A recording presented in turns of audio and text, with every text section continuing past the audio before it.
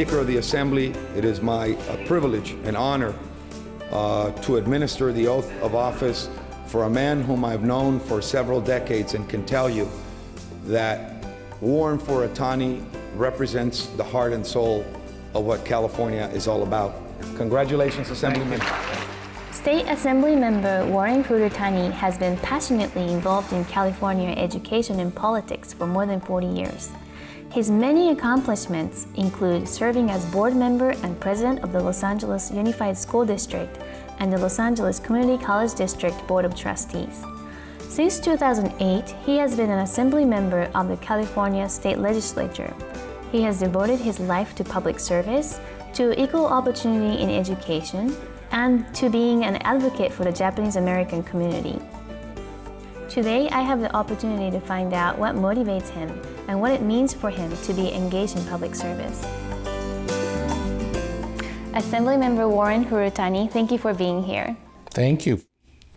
So how did this all start for you? For me, I think a part of it was the time that I grew up. I was graduated high school in 1965. In the 60s were a very interesting time in American politics. Also, my family, in different ways, was involved in the community, usually a little bit later on. So as a young person growing up, just living in Gardena, which has a lot of Japanese Americans. I'm born in San Pedro, California, as is my father. And so I'm a yonsei.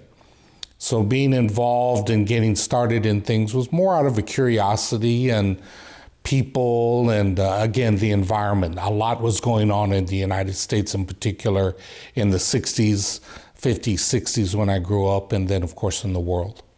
I understand your parents were a little bit different from other Japanese American parents.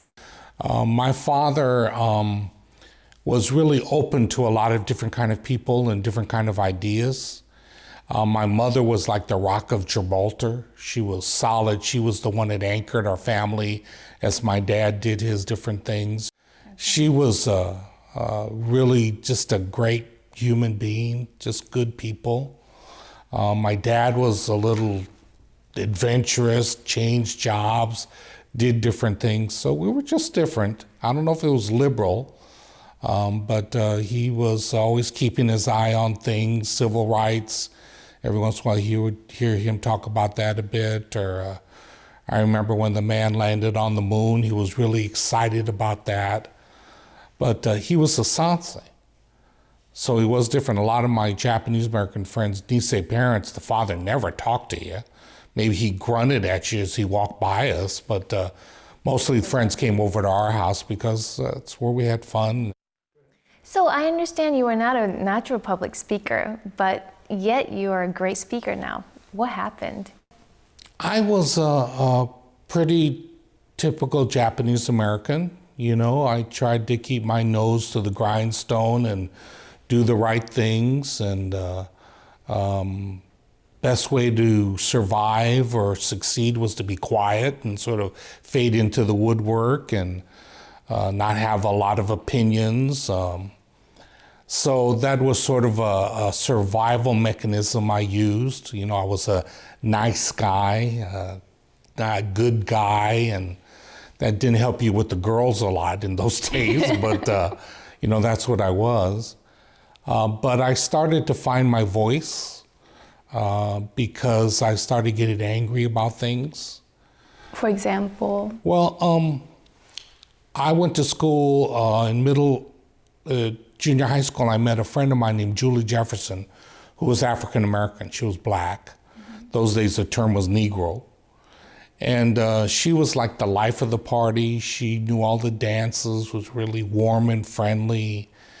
And I was quiet and the nice guy. And we were good friends. We were born on the same day, so she sort of adopted me as a pretend brother. Julie's tradition after high school in her family was to go to a historically black college in the South. So she went to the South for her education. And when she came back, she left as this happy-go-lucky life of the party person. She came back very angry. Why was that? She was confronted by segregation in the South. Wow. Something she didn't know that much about in Los Angeles. She came from a pretty much middle-class black family, great family. So very early on, you figured out there were unequal opportunities and segregation. And I run into it myself, you know, segregation and discrimination and people calling me racist names and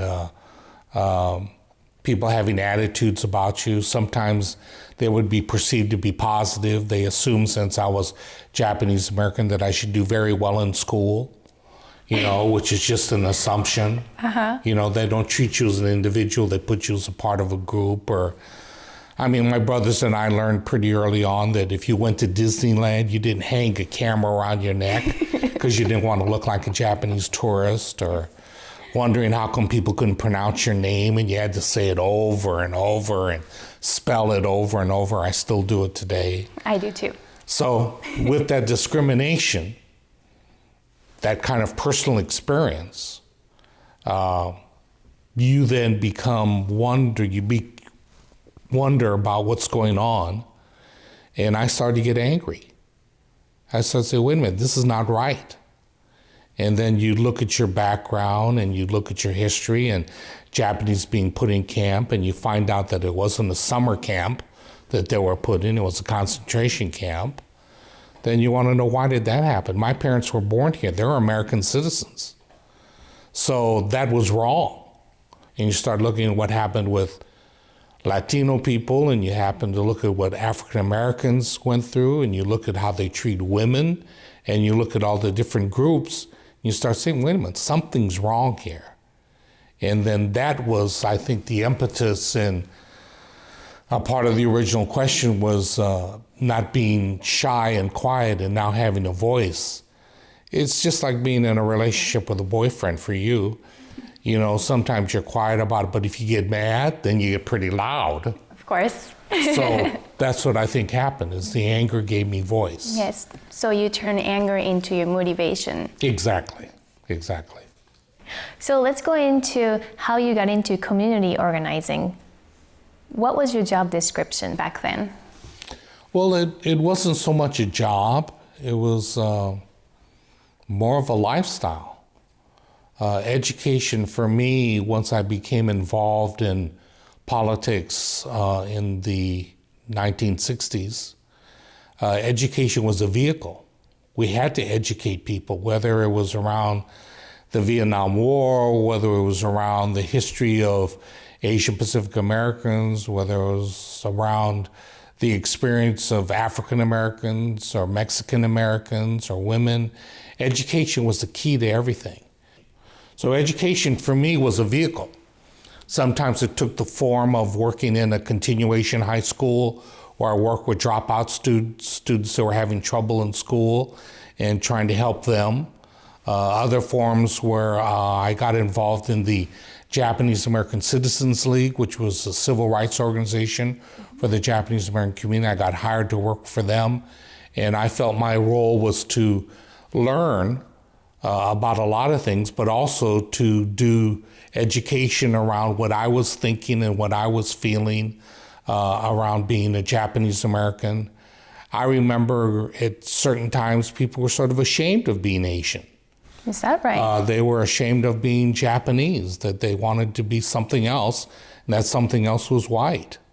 And where even women, you know, people were concerned about how their eyes looked and those kinds of things, because you weren't the standard determination of beauty. Wasn't black hair, it was blonde hair.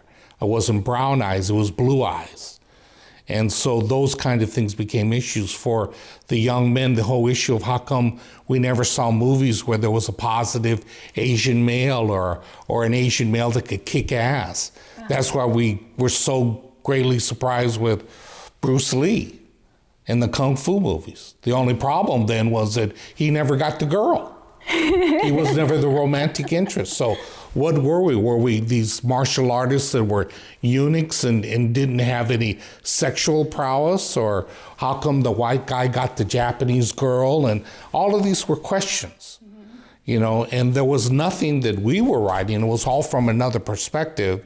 And so that's what we started doing. We started doing our own newspaper. Like, we had a newspaper called Ghidra, which was a counterculture newspaper, and people started a group called Visual Communications that started doing films about Asian American community and Pacific Islanders. And people started writing books, and we had Asian American Studies centers at UCLA, Berkeley, Long Beach, other campuses. We had to fight to get all those things as a part of the institution because they said, well, wait a minute, it's not important. This was all a part of the same thing, including the community organizing, where we didn't have services for our own community. And so we had to help organize those and start doing things to get people social services and to make sure that as taxpayers, we got our share of the money to also do services for people in our community that needed help. And we started doing other things. We started working with Asian Americans that were in prison. We had a group called Joint Communications with the Joint, which is a vernacular for prison. Mm-hmm. And we started working with them, and people say, well, we don't have people in prison. Yes, we do. We don't have people with drug problems. Yes, we do. We don't have senior citizens that are not being taken care of. Yes, we do. And so we started organizing these things. Programs there was a group called Japanese Welfare Rights Organization because we had Japanese that were on welfare. People didn't want to admit that. So these are the kind of services we started organizing, and now they are become full-fledged organizations and institutions. Employment development, employment training, all of this came from those times. So you ran for the board of Los Angeles Unified School District. What did you want to accomplish? Well, again, it was a continuation of all the work I'd been doing with education as a vehicle. Being on the Board of Education, I decided after seeing other people doing things that I needed to get inside the system rather than be outside the system and try to make changes, try to make education work better for our communities. I ran for the Board of Education in the very same area where my brothers and I went to school, and also where my children are about to start going to school. So it was an interesting perspective. I went to school in these schools, my sons were going to go to school in these schools, and now I represented these schools. In Los Angeles. Yeah, so it was an opportunity to see if I can make change and improve things, and it turned out to be one of the toughest jobs I've ever had in my life. In what way?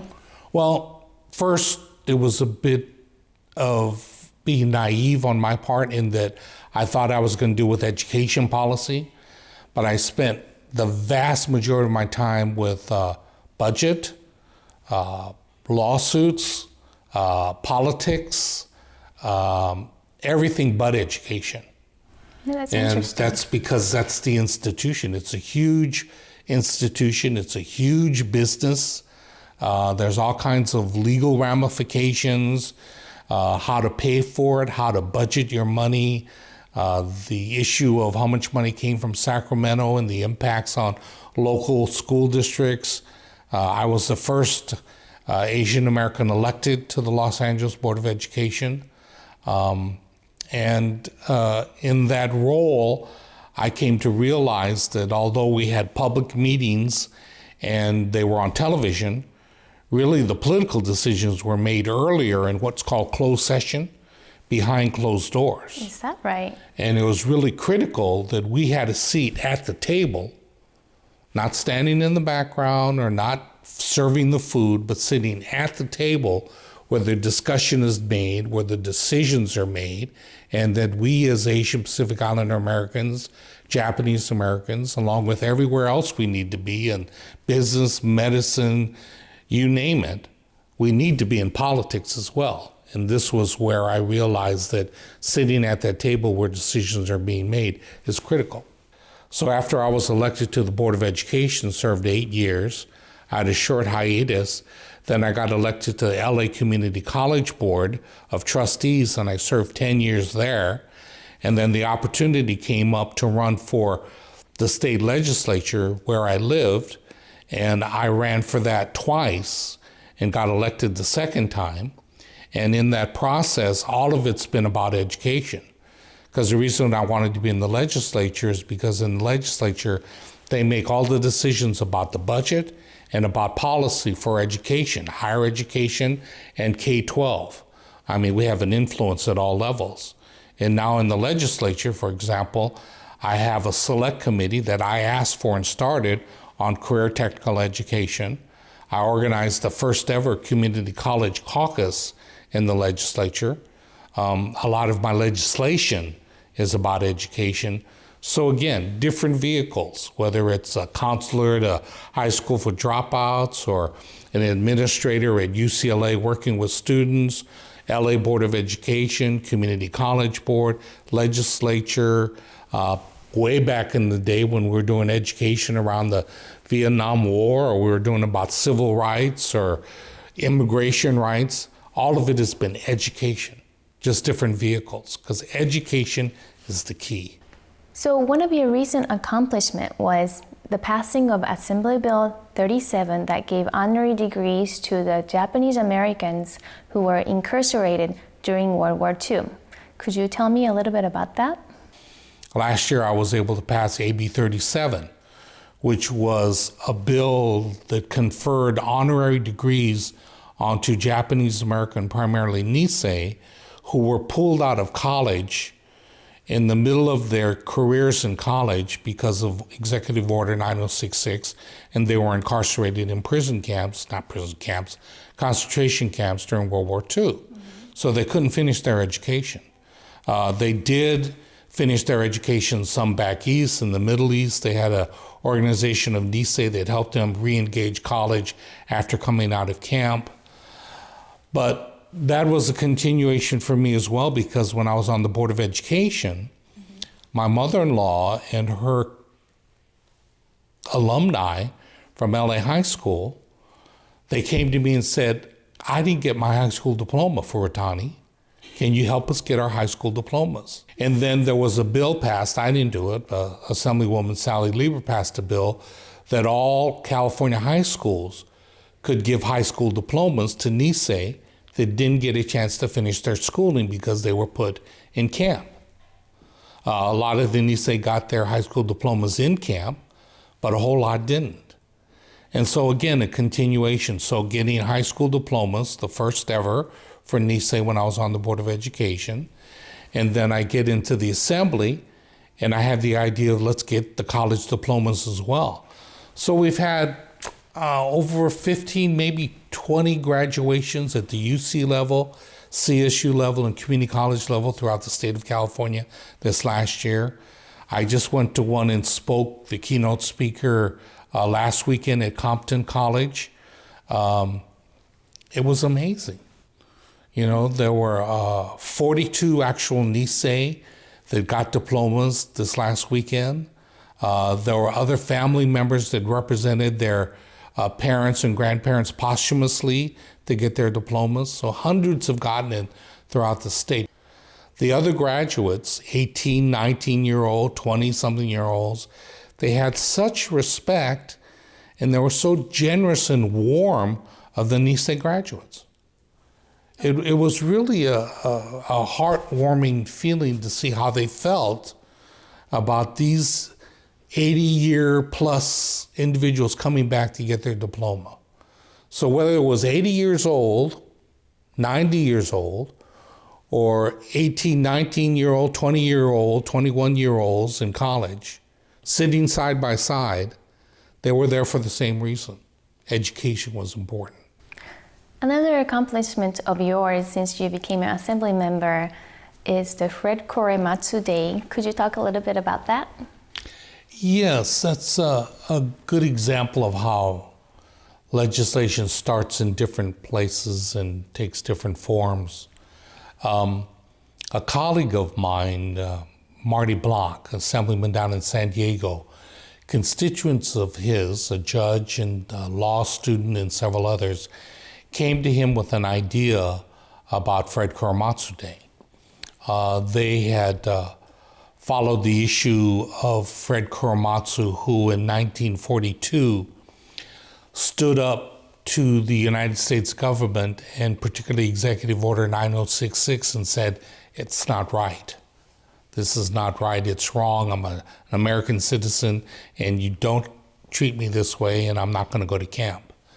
So he was supported by the American Civil Liberties Union, ACLU. Interestingly, California's ACLU chapter supported him. The national did not. Just a side note. But he went to court in 1942 and raised the issues locally, and he was denied and overruled, and a judgment was against him. He then appealed it to the United States Supreme Court with the ACLU again in 1944, and they also ruled against him at that point, and then he went to camp. The point I think that's so important about not only Fred, but individuals like Gordon Hirabayashi and Minya Sui, and then a little later Mitsui Endo, they all challenged the order to be put in camp, was that he's just a sort of ordinary guy that said, wait a minute, this is wrong. And to me, it's an example of the epitome of democracy, where individuals in a democracy can say, wait a minute, I'm being mistreated, this is wrong, and you can challenge the system, which he did. And so it's one of the cases you study along with Brown versus the Board of Education and other key civil rights cases in law school. So anyway, long story, to get to the point that these individuals went to my friend Marty. Marty has a staff person that's been a longtime family friend of mine, Joyce Temporal, and so they were discussing how to do this legislation or if they should do it. And she said, let's go talk to Warren, because Warren knows how to do this, and he's an expert on the issue. Mm-hmm. So they came to me, and then I carried the bill. And so January 30th, every January 30th, Fred Korematsu Day will be celebrated in the state of California. The next move is to take it to the federal level. But to me, it's about, whether it was AB 37 or Fred Korematsu Day, it's about tying together loose ends, unfinished business. For the diploma project, it was dreams deferred that now have come to a culmination point. With Fred Korematsu, it's an education opportunity. And it's exciting, but I need to put it in context. I've also done bills, like, for example, for the Sikh community about their kirpan, which is their ceremonial dagger, and that it's not going to be treated as a hidden weapon, but that got vetoed by the governor. I've done bills on Filipino Americans and others, so I don't just do Japanese American bills. Mm-hmm. And then, of course, all my other bills around education, the environment, and any number of different things. But these ceremonies have been very moving, very moving. Yes. Do you have a message to today's youth to motivate or challenge them?